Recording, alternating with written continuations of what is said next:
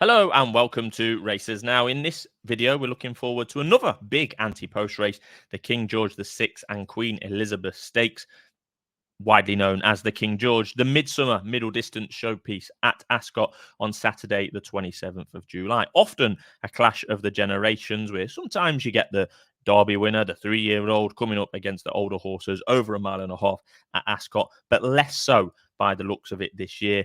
Not many 3-year-olds going to be turning up, particularly those that have run in classics like City of Troy, who won the Derby, but is now looking like being campaigned over 10 furlongs for a little while. We've got the odds going across the bottom of the screen there. About 3 weeks to go until the big race. And like many Group 1s at the moment in the UK, not many runners look likely to be turning up on the day. There's plenty entered and plenty priced up at the moment, but who will turn up is normally one of the bigger questions when you're looking at racers anti-post.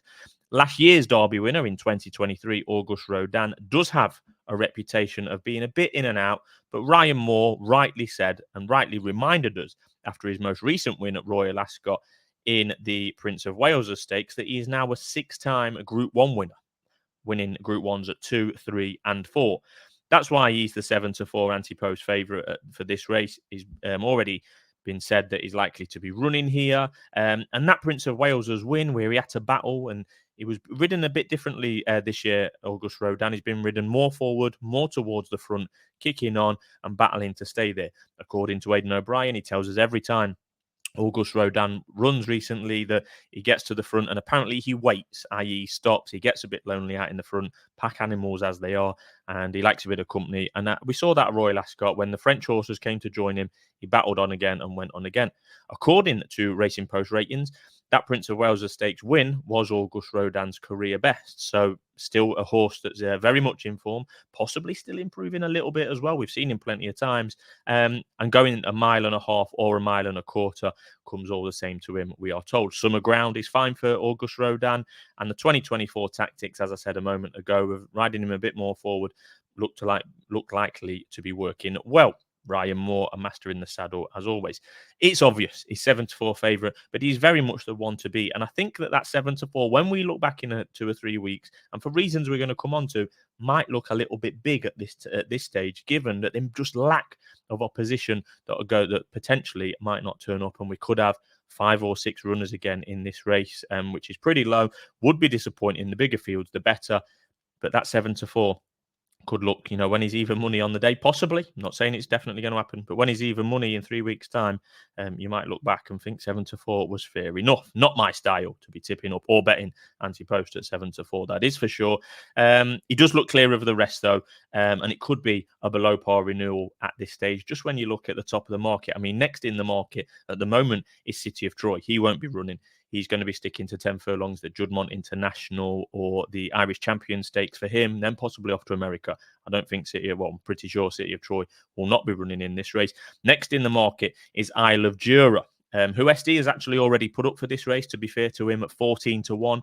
He's now in there at 8-1. So SD already looks like he's on a good bet, and that's fair play to SD from a couple of weeks ago. He's clearly on the up, this Isle of Jura. He spent the winter month, in Bahrain, racking up loads of wins in what we call local group races, racking up all sorts of prize money as well. He won a listed race on his return to UK soil. Isle of Jura won the Hardwick, but his best performance last year was winning a Class 5 handicap. So yeah, he's a horse on the up. Has he got the profile or the quality really to be running this? He's quite a long way behind August Rodan on official ratings. Second favourite, Isle of Jura, for one of the biggest races of the year. Not for me. He's £11 behind August Rodan on pure ratings.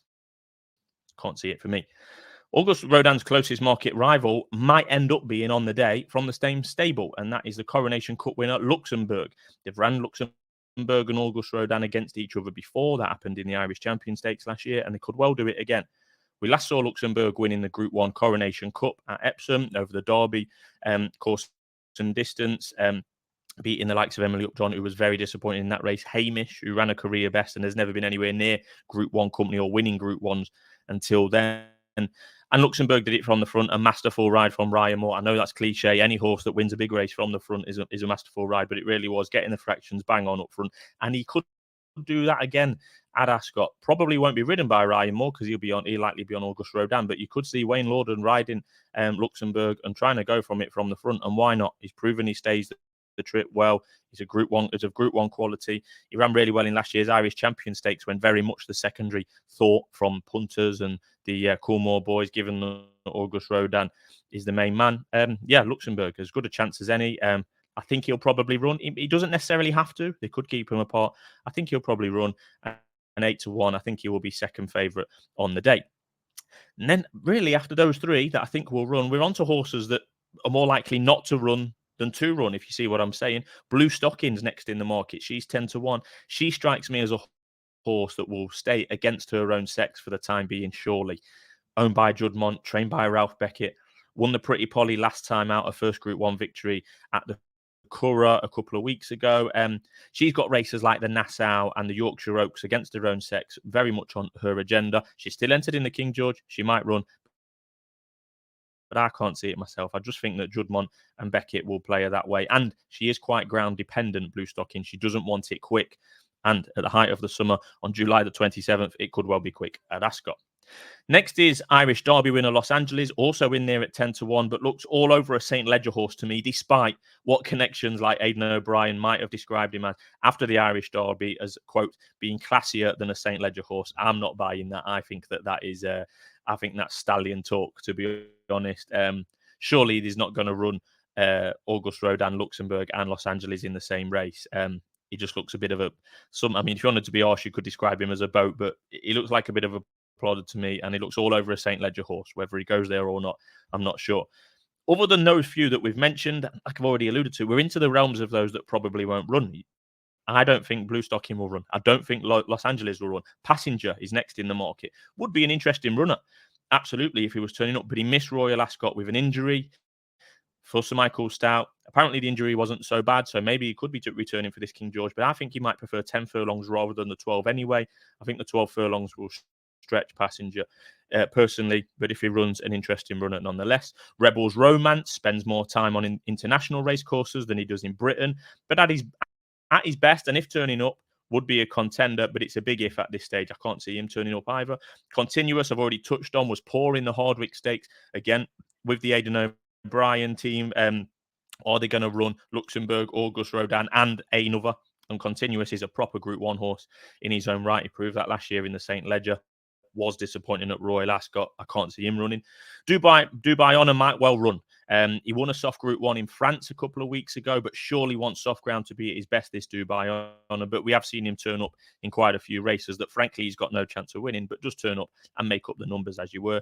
Al Riffa, for me, won't stay. He finished second in the Eclipse behind City of Troy in early July. I can't see him staying, although connections have said that Al Riffa is being targeted at the Arc at Longshot at the back end of the year.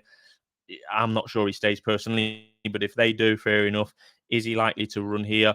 Probably not is the answer to that one. Ambiente Friendly still entered in this race. Looks certain to be dropping back to 10 furlongs next time. Just a traveller, just an all-over a traveller. Travelled really well in Epsom and came second to City of Troy. Travelled really well in the Irish Derby, was a pretty strong favourite that day and just didn't pick up.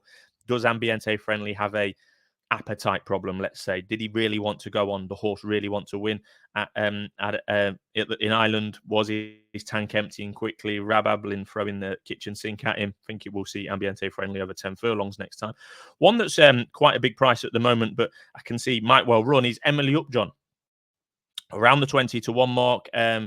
She returned to form a little bit in the Pretty Polly, second behind Blue Stocking.